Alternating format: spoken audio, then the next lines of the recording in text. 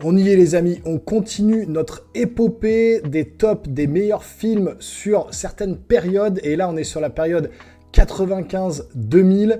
Alors n'hésitez pas d'ores et déjà à vous abonner à la chaîne, activer la petite cloche et lâcher un gros pouce en l'air. Retournez dans le catalogue, allez voir, j'ai déjà fait les vidéos 80-85, 85-90, 90-95. Là, on est sur 95-2000 et si vous suivez la chaîne, vous savez, j'ai eu beaucoup de mal pour faire les tops des autres périodes de films, 20 d'années, 80, 85, etc. J'avais hésité avec 20 films, 30 films, ensuite 40. Là, j'ai hésité avec 50 films. Plus ça avance, plus c'est compliqué de faire un top des meilleurs films. Je pense que plus ça avançait dans le temps, plus les producteurs, réalisateurs, etc. avaient les moyens et ont lâché les sous, ont lâché l'argent pour produire énormément de films au cinéma. Et à chaque fois que les films sortaient, c'était des petites pépites. Donc vous allez voir que j'ai encore ultra galéré à choisir le top 10, plus que pour les autres périodes encore, je trouve. Et peut-être parce que à cette période, j'avais entre 17, 18, 19 ans. Et j'ai pu peut-être aller plus au cinéma et voir plus de films et me souvenir peut-être de plus de films. Donc effectivement, c'est peut-être aussi pour ça. Mais vous allez voir, je vais vous présenter les 10 meilleurs films que j'ai sélectionnés et c'était pas une mince affaire. Et restez bien jusqu'au bout de la vidéo, puisque après je vais vous montrer les 50 films avec lesquels j'ai hésité. Vous allez voir, il y a vraiment des grosses pépites, des films qui masterisent tout, mais qui étaient très difficiles à classer. Hein. Franchement, j'ai eu beaucoup de mal. Donc n'hésitez pas à rester jusqu'à la fin de la vidéo. On lance les génériques et on voit tout de suite mon top des 10 meilleurs films sur la période 95-2000. C'est parti.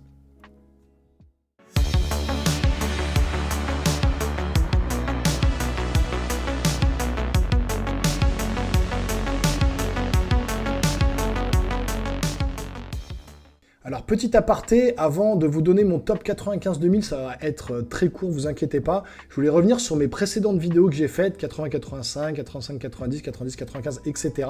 J'ai reçu quelques commentaires sur certaines périodes de films comme ça, où les gens critiquaient négativement.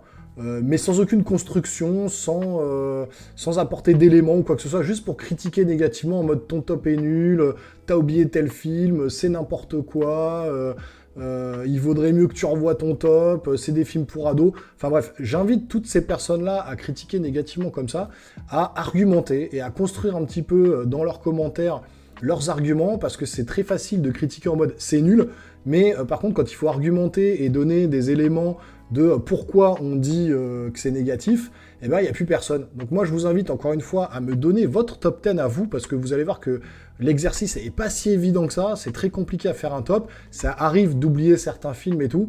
Voilà, on est là, c'est de la passion, on kiffe le cinéma, on n'est pas là pour se charcuter dans les commentaires, pour dire c'est mauvais, c'est nul. Alors j'invite ces personnes, si elles aiment pas la vidéo, si elles me trouvent nul, si elles trouvent que mon top est nul, eh ben à quitter la vidéo et puis aller voir ailleurs et pas commenter juste pour dire que c'est négatif. Et si jamais les critiques sont négatives, bah argumentez, expliquez pourquoi, et je suis ravi de répondre à ces personnes-là, que ce soit des critiques positives ou des critiques négatives, quand c'est construit, quand il y a une construction, eh ben ça me pose pas de problème, je réponds à tout le monde. Justement, c'est ce que je préfère encore une fois sur la chaîne, c'est pouvoir débattre avec vous. Donc voilà. Faites des commentaires qui permettent le débat constructif et pas des commentaires juste pour dire c'est nul, c'est de la merde, tes vidéos ça sert à rien. Voilà, enfin je pense qu'il y a quand même des choses à amener sur cette chaîne en commentaire que juste la descendre pour le plaisir. Encore une fois, si ça vous plaît pas, si ma tête vous revient pas ou si les vidéos vous plaisent pas, eh ben vous n'êtes pas obligé de venir regarder. Et puis, vous n'êtes pas obligé de vous abonner. Donc voilà, tout simplement. Donc fin de la parenthèse. Pour les abonnés, pour ceux qui aiment ce que je fais, n'hésitez pas également à me donner votre top 10, puisqu'il n'y a pas eu beaucoup de personnes qui m'ont donné les tops pour les anciennes vidéos. Donc n'hésitez pas, je serais ravi de voir quel film vous avez apprécié sur ces périodes-là. Donc voilà, l'espace est fait pour vous, l'espace commentaire c'est pour vous, c'est pas pour moi, mais je réponds à tout le monde, encore une fois. Donc n'hésitez pas. Maintenant, on va commencer mon top. Fin de la parenthèse, je voulais juste faire cette petite aparté. Mais voilà, on va commencer le top. Et on commence tout de suite l'année 95 avec un film de David Fincher qui a tout écrasé sur son passage. Je veux bien sûr parler du film Seven avec Morgan Freeman, avec Brad Pitt et un Kevin Spacey au top. Un film, un thriller policier, un film vraiment très noir, très dark sur les 7 péchés capitaux, avec un jeune Brad Pitt policier qui va être épaulé par un vieux Morgan Freeman qui va lui apprendre les ficelles du métier et qui va essayer de découvrir un tueur en série qui se base sur les 7 péchés capitaux. Ce film, si vous ne l'avez pas vu, mais foncez parce que c'est juste une tuerie. Je pense que beaucoup le mettront dans le top et c'est mérité.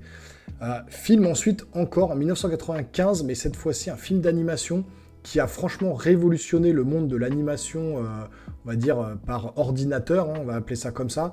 C'est le film Toy Story de John Lasseter, les studios Pixar, qui ont été rachetés ensuite par Disney un peu plus tard. Mais alors ce film-là, Toy Story, a tout révolutionné.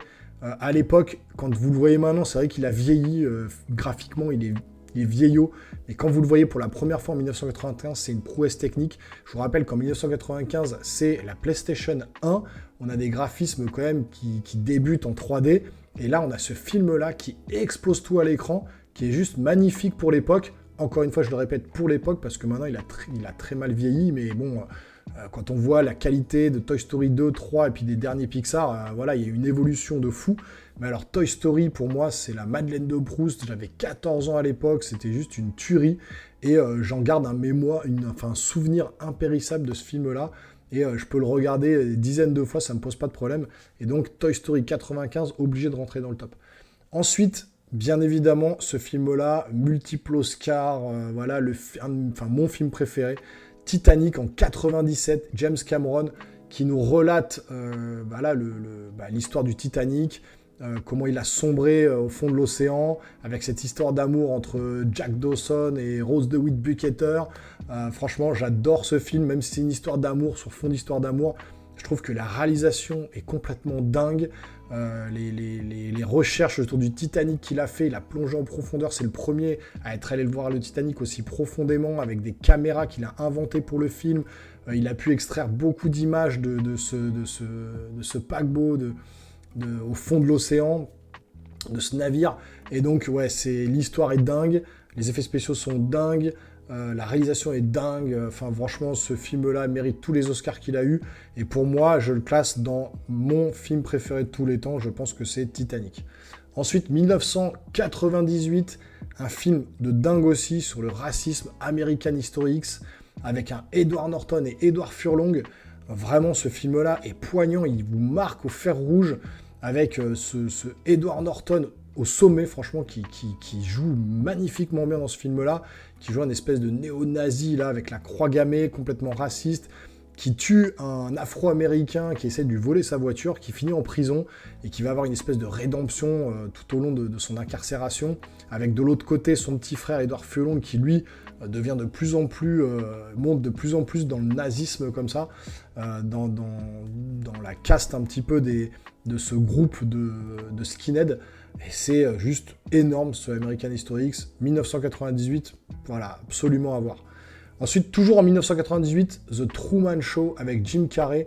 Jim Carrey qui sort un petit peu des sentiers battus, de son côté comique, très exacerbé, très clownesque, et qui va tomber dans une histoire qui est limite dramatique, hein. Franchement, c'est plus un drame qu'autre chose, où on va filmer, ça va être une satire un petit peu des émissions de télé-réalité, où on va filmer en fait cet acteur, hein, ce Jim Carrey, Truman en fait, qui va être filmé depuis sa naissance, alors il n'est pas forcément au courant, mais qui va être enfermé dans une bulle avec des milliers de caméras qui vont le filmer partout, tout au long de sa vie, et on va lui faire croire que sa vie c'est dans cette bulle, alors qu'à l'extérieur il y a carrément autre chose, et il va commencer à se rendre compte de certaines choses et à vouloir découvrir la vérité. Ce film est juste énorme, c'est un drame poignant, et il faut absolument que vous le voyez si vous ne l'avez pas vu. Donc 1998, c'était obligé qu'il rentre dans mon top. Ensuite, toujours en 1998, grosse année, hein, 1998, Coupe du Monde aussi, hein, la France qui gagne la Coupe du Monde, tout le monde s'en souvient. J'avais 17 ans à l'époque, mais là, on parle d'un film de Steven Spielberg qui a tout pété sur son passage. Il faut sauver le soldat Ryan.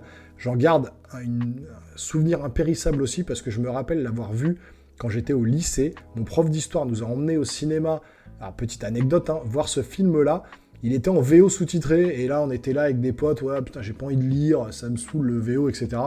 La petite claque qu'on a pris dans le visage à ce moment-là, parce qu'il faut le voir en VO, ce film-là, il faut s'imprégner des soldats américains qui ont débarqué en Normandie, parce que parfois, d'ailleurs, ils parlent même français avec un accent américain, on est encore plus plongé dans l'histoire, et puis la réalisation de ce film est complètement folle. Enfin, franchement, vous êtes embarqué dans justement première scène de débarquement qui vous matraque le bide, qui vous prend dans les tripes, c'est le cas de le dire d'ailleurs, c'est vraiment pour moi le plus beau film de guerre que j'ai vu, même si c'est horrible à voir, hein, parce que c'est vraiment ce qui s'est passé. Enfin franchement, l'histoire sur 2h30 comme ça, cette épopée de soldats qui vont essayer de sauver le soldat Ryan, parce que c'est un des derniers frères vivants parmi ces 5 frères, je crois, qui sont morts au combat. Et ils vont devoir le sauver et ils vont devoir limite donner leur vie pour ça. Enfin, c'est juste un film, mais il est monstrueux de réalisme. Franchement, voilà, c'est un de mes films préférés ever. Et donc, obligé 98, il faut sauver le soldat Ryan. 1998, toujours, Michael Bay, au sommet, à ce moment-là, de son art, nous sort Armageddon avec Bruce Willis.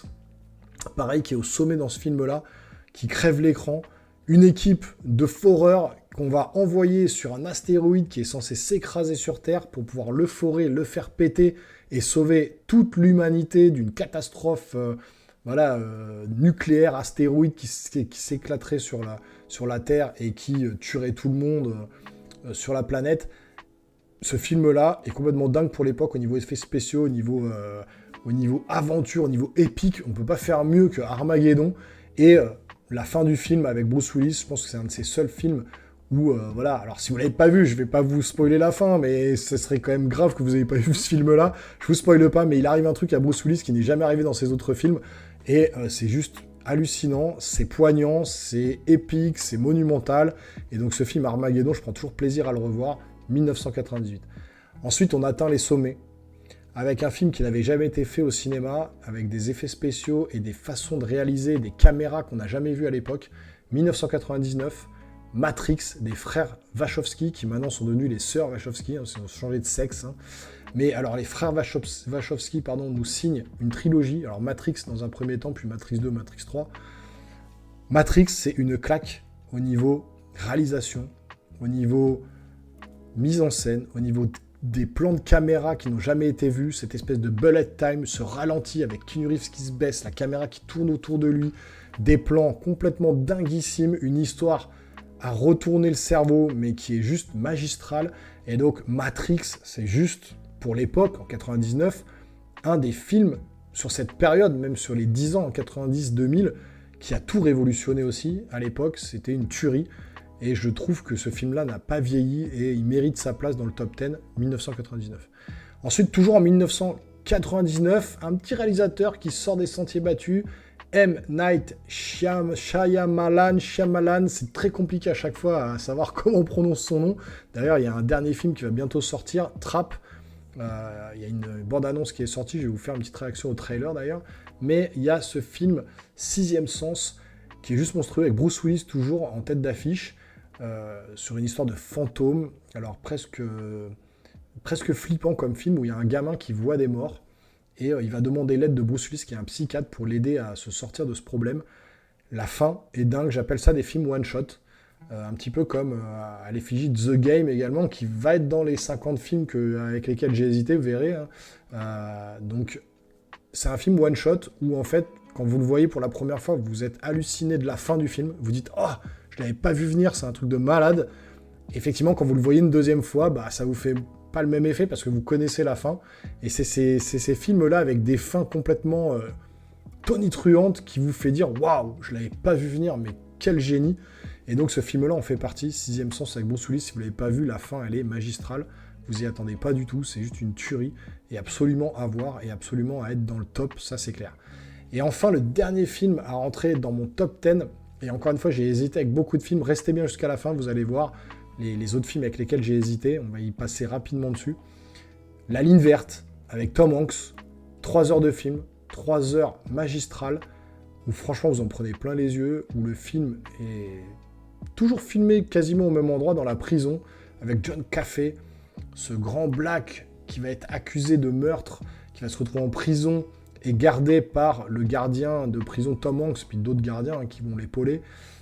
Il va y avoir une espèce de... Alors c'est un film qui est à la base tiré d'un livre de Stephen King, et donc il va y avoir toute cette espèce de magie autour de ce personnage, et le film est magique, tout simplement aussi. C'est clair que ce film-là vous fout la larme à l'œil, c'est triste, c'est bouleversant, c'est... Voilà, pendant les 3 heures, vous les voyez pas passer, c'est juste une tuerie, et donc c'était obligé que ce film-là soit dans mon top 10, film 1999. On va s'arrêter sur cette année-là.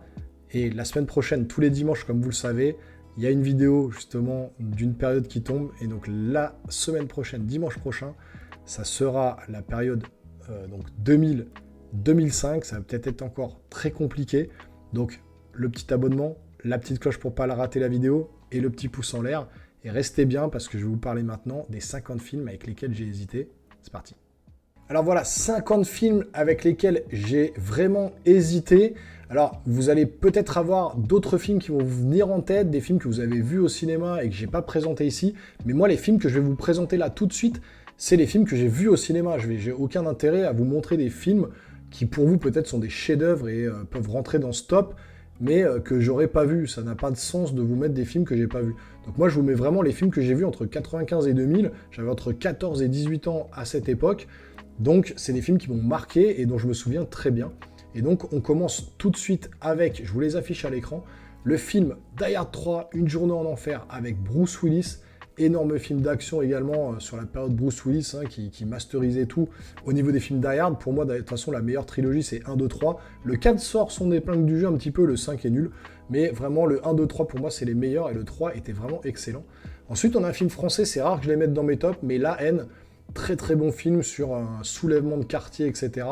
Donc le film La Haine est très très bon aussi. Le film Braveheart avec Mel Gibson, donc excellent, et Sophie Marceau. Ensuite, Usual Suspect, je sais qu'il y en a qui le mettront vraiment dans leur top. J'ai vraiment hésité, mais avec tous les films que je vous ai présentés dans le top 10, c'était trop compliqué de placer les films. Il y a vraiment des films qui m'ont plus marqué que d'autres, mais Usual Suspect, c'est sûr que c'est une masterclass. Ensuite, Bruce Willis encore, en grosse période pour Bruce Willis, entre Armageddon, entre Sixième Sens, Die Hard 3, c'était la grosse période pour lui.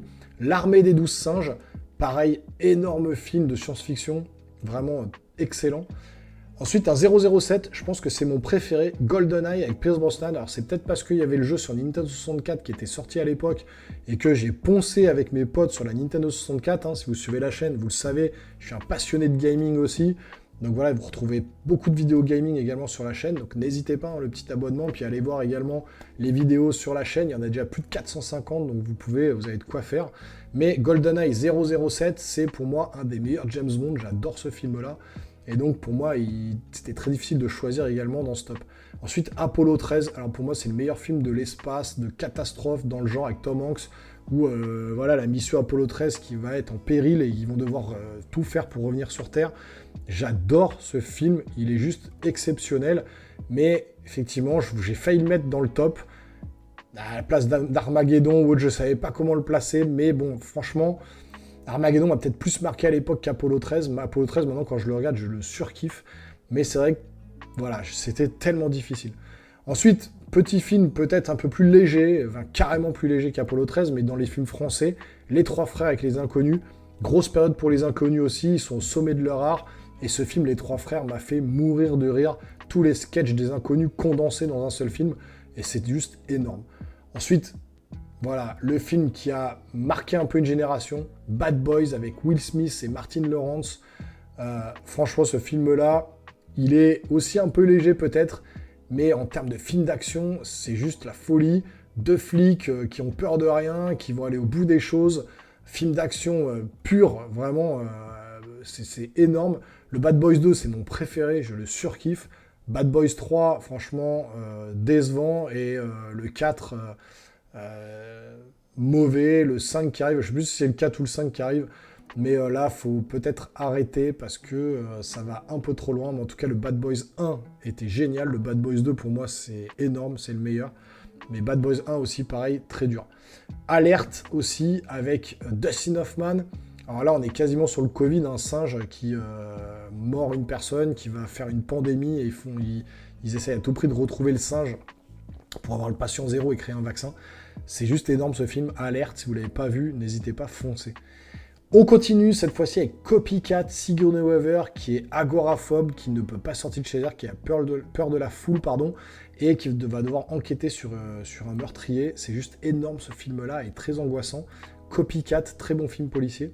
Ensuite, Space Jam avec Michael Jordan et Bugs Bunny. Oui, ça paraît bizarre comme ça, mais c'est un des films un peu à la Qui veut la peau de Roger Rabbit, hein, qui revient sur le devant avec un mélange de films d'animation et de prise réelle de personnages à la... Donc Michael Jordan à l'époque qui cartonne tout, hein. On est en 95 et effectivement, ou 96, je sais plus. Et il est au sommet de son art à ce moment-là à la NBA. Et donc le film cartonne. Et moi j'adore ce film-là. Et donc c'est une petite Madeleine de Proust aussi. C'était très difficile de choisir. Ensuite, The Rock, ou Rock tout court, avec Sean Connery, Nicolas Cage.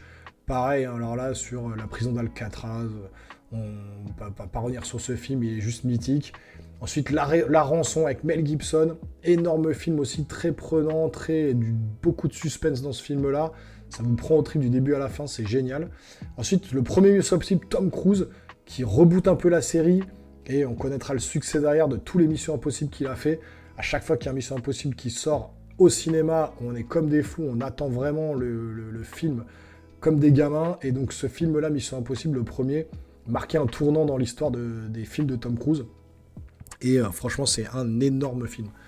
Ensuite, Fantôme contre Fantôme, un des derniers films de Michael J. Fox, avant qu'il soit vraiment malade et qu'il puisse plus faire de films. Et Fantôme contre Fantôme, il est quand même un peu flippant. Alors, c'est une histoire de fantôme, bien évidemment, avec un Michael J. Fox qui peut parler aux fantômes, justement. Et donc, si vous ne l'avez pas vu, c'est un film qui n'a pas trop marqué, qui n'a pas trop fait parler de lui.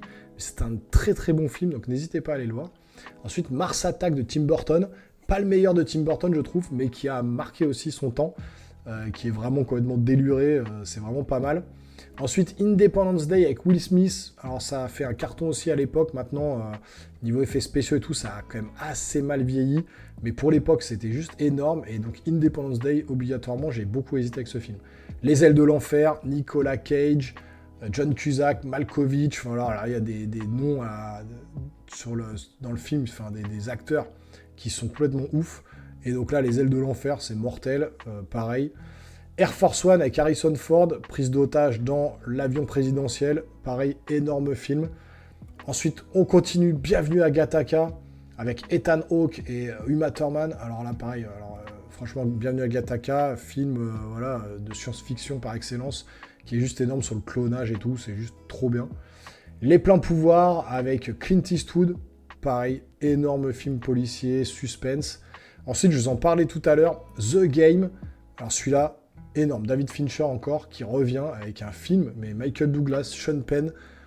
Ce film-là, c'est un film one-shot. Pareil, la fin, vous y attendez pas du tout. C'est complètement dingue. Et si vous n'avez pas vu ce film, j'ai beaucoup hésité celui-là, par contre, à le mettre. Je crois que je l'avais mis, et après j'ai vu que j'avais oublié le Soldat Ryan, et je pouvais pas ne pas mettre le Soldat Ryan. Donc j'ai enlevé The Game pour mettre The Soldat Ryan. Le Soldat Ryan, mais voilà, j'aurais peut-être pu le mettre à la place de Armageddon par exemple, mais franchement, ouais, The Game, il est juste ouf, c'est un de mes films préférés. Ensuite, Volte-Face avec Travolta et Nicolas Cage, film de John Woo. Alors, peut-être je l'ai revu récemment, il a peut-être pas très bien vieilli aussi, il est beaucoup trop long, je trouve, pour ma part, mais c'est quand même une prouesse à l'époque, le film éclate tout au box-office, c'est juste énorme. Et donc, Volte-Face, très bon film. Ensuite, Le Monde Perdu, alors ce film-là de Steven Spielberg sort un petit peu parmi tous ces énormes films, dont Titanic, Le Soldat Ryan et compagnie, qui fait juste après. Mais celui-là sort en 96 ou 97, au même moment que Titanic, je crois, donc il est un peu éclipsé. C'est pas le meilleur film de Jurassic Park, de la saga, mais il reste quand même excellent pour l'époque. Et donc, forcément, j'ai beaucoup hésité. Ensuite, Men in Black avec Will Smith et Tommy Lee Jones. Alors là, pareil, une trilogie qui a vraiment marqué son temps. Men in Black énorme sur des espèces d'agents qui contrôlent un peu les extraterrestres sur Terre, mais dans un total délire. C'est juste énorme ce film, j'adore. Et donc obligé, pareil, dans le top, c'était très difficile de faire un choix. Donc ensuite, le film Le Cinquième Élément de Luc Besson avec Bruce Willis. Je pense que c'est le film de Luc Besson que je préfère. Alors, science-fiction oblige, j'adore la science-fiction, j'adore les films fantastiques. Et là, effectivement, Le Cinquième Élément est juste énorme, avec un Bruce Willis, pareil, qui joue ultra bien la comédie dans ce film-là. C'est vraiment épique. Et j'adore ce film. Et donc, pareil, c'était très difficile. Ensuite, Princesse Mononoke, alors film des studios Ghibli, qui est juste mortel aussi. Ensuite, L'Associé du Diable, avec Keanu Reeves et Al Pacino. Alors sur fond de film fantastique comme ça, des avocats, le diable, le fils du diable, Franchement, on s'y attend pas du tout. La fin, c'est pareil, c'est juste énormissime. L'Associable, très bon film. Ensuite, le film Doberman, film français, pareil, qui a vraiment marqué l'époque. Très très dur de choisir. On continue avec le film Assassin, avec Mathieu Kassovitz. Ensuite, La Cité des Anges, avec Nicolas Cage, pareil, film fantastique. Un ange qui redescend sur Terre, qui tombe amoureux d'une jeune femme et qui va tout faire pour rester avec elle. C'est un film ultra triste, franchement, mais qui est énormissime aussi. Ensuite, un film français, Le Dîner de cons, qui est juste à mourir de rire, avec Thierry Lhermitte et Feu Jacques Villeray. Donc franchement, ce film-là, vous vous tapez des barres de rire. À la base, c'était une pièce de théâtre. Ils ont adapté ça en film, c'est juste ultra drôle. Donc si vous ne l'avez pas vu, foncez. Ensuite, un film japonais, The Ring. Alors, celui-là, ultra flippant, avec cette espèce de gamine aux cheveux noirs, en chemise de nuit, qui sort de la télé pour vous bousiller la tête. C'est ultra flippant. Donc, film d'épouvante vraiment magistral, The Ring. Ensuite, L'Homme au masque de fer. Donc là, on est sur voilà, la période DiCaprio, juste après Titanic, qui commence à monter en puissance. Et donc, cette espèce de légende autour de Louis XIV, je crois, Louis XVI, je sais plus, je suis pas calé en histoire, mais sur le roi Soleil, et donc il aurait eu un frère jumeau qui aurait lui été enfermé avec un masque de fer sur la tête pour pas qu'on le reconnaisse, et donc les soldats, Athos, Porthos, Aramis, D'Artagnan vont essayer de le sauver, donc c'est vraiment un très très bon film. Ensuite, Blade, alors je trouve que c'est une des meilleures adaptations pour l'instant qu'on a avec Wesley Snipes, du super-héros Blade, hein, moitié humain, moitié vampire, qui va combattre les vampires, le Durnambule, ce qui peut être la lumière du jour. On attend toujours le fameux reboot de Blade du MCU qui n'arrive pas, mais pour l'instant, en tout cas, les films de Wesley Snipes, c'était juste énorme. Ensuite, Rencontre avec Joe Black, Brad Pitt qui joue le diable, je crois, avec Anthony Hopkins aussi. Alors voilà, très très bon film fantastique également. Ensuite, Luc Besson qui revient avec Taxi. Alors on peut pas rater ce film-là, même si aujourd'hui ça peut paraître être un film un peu nanardesque, on va dire. Pour l'époque, il a tout explosé. Hein. Au niveau box-office, ce film-là, Taxi 1, Taxi 2, Taxi 3 peut-être. Après, ils ont essayé de refaire des reboots, ça n'a pas marché. Mais le premier Taxi, c'était une prouesse à l'époque et ça a vraiment marqué son temps. Ensuite, Le Témoin du Mal avec Denzel Washington, pareil, film fantastique. C'est un film policier, mais mêlant le fantastique, c'est juste énorme si vous ne l'avez pas vu. Rush Hour avec Chris Tucker et Jackie Chan, à mourir de rire. Les scènes de combat, les cascades et tout sont hyper bien faites. Et c'est un film qui fonctionne très très bien entre ces deux acteurs. Ils ont fait déjà d'ailleurs 3 films là-dessus. Et ça marche très très bien. J'adore ce film. Rush Hour. On continue cette fois-ci avec Fight Club. Donc pareil, hein, Edward Norton, Brad Pitt. On n'a même plus besoin de présenter ce film tellement il est mortel. Ensuite, Eyes Wide Shut avec Nicole Kidman, Tom Cruise. Excellent film. Pareil, c'est Tom Cruise là au sommet avec son ex-femme maintenant, mais à l'époque c'était sa femme. American Beauty, 5 Oscars avec un Kevin Spacey au top. Ce film-là est mortel. Toy Story 2, mon film préféré de Toy Story. De tous les Toy Story, c'est mon préféré. J'adore le 2, il est mortel. Il y avait un gap technique au niveau animation qui était folle. Ce film-là n'a pas pris une ride, il est juste énorme. Et pour moi, le Toy Story 2, c'est le meilleur de la série Toy Story. Ensuite, George Lucas nous balance le Star Wars épisode 1. Il veut repartir sur sa première trilogie. Hein. Il avait fait le 4, 5, 6. Il veut raconter l'histoire d'Anakin Skywalker, de Dark Vador. Et donc, il va nous partir sur l'épisode 1. Et franchement, c'est une petite claque quand ça sort. C'est peut-être pas le meilleur. Je préfère largement le 3. Et il rentrera peut-être dans mon top des prochaines périodes de films. Mais l'épisode 1 est monstrueux aussi.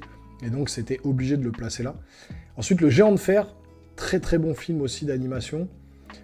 Ensuite, on a le projet Blair Witch. Film qui a marqué aussi son époque, avec vraiment un côté très flippant de ce film-là. D'ailleurs, il parle de faire un reboot, un remake de ce film. Donc on va rester en alerte, parce que vraisemblablement, il y aurait peut-être un remake qui est en cours du projet Blair Witch. Donc on verra ce que ça donne. Ensuite, À tombeau ouvert, pareil, énorme film. 8 mm avec Nicolas Cage sur des snuff movies, excellent. Enquête policière sur, voilà... Un snuff movie, c'est un film porno qui tourne mal, où la femme se fait tuer. On ne sait pas si c'est vrai ou c'est la réalité ou de la fiction. Et donc Nicolas Cage va devoir enquêter là-dessus, c'est juste énorme. Et ensuite, le dernier film avec lequel j'ai hésité, c'est Hypnose avec Kevin Bacon. Film un peu voilà, fantastique autour de fantômes, autour de possession. C'est ultra prenant, la musique est top. Et voilà, le jeu d'acteur de Kevin Bacon est complètement fou. Ce film-là est mortel. Mais il fallait faire un choix parmi ces 50 films. Et donc, vous avez vu, maintenant, avec les films avec lesquels j'ai hésité, vous comprenez que c'était très, très, très difficile de choisir. Alors, encore une fois, dans les commentaires, ne m'incendiez pas, je vous l'ai dit en début de vidéo. Faites des commentaires constructifs, expliquez-moi pourquoi tel film et pas d'autres. Est-ce que j'en ai oublié ou pas? Est-ce que vous êtes d'accord avec moi ou non? Balancez tout ça en commentaire, toujours dans le respect et la politesse. Je réponds à tout le monde. Franchement, voilà, c'est très compliqué de faire ce top. On se retrouve dimanche prochain. Il y aura d'autres vidéos dans la semaine, bien évidemment. Mais pour ce genre de vidéo, le top donc prochain 2000-2005, ça sera dimanche prochain. Donc n'hésitez pas encore une fois, le petit abonnement, la petite cloche pour ne pas rater la vidéo et le petit pouce en l'air. Et nous les geeks, on se retrouve très rapidement pour une prochaine vidéo. Portez-vous bien surtout. Ciao, ciao.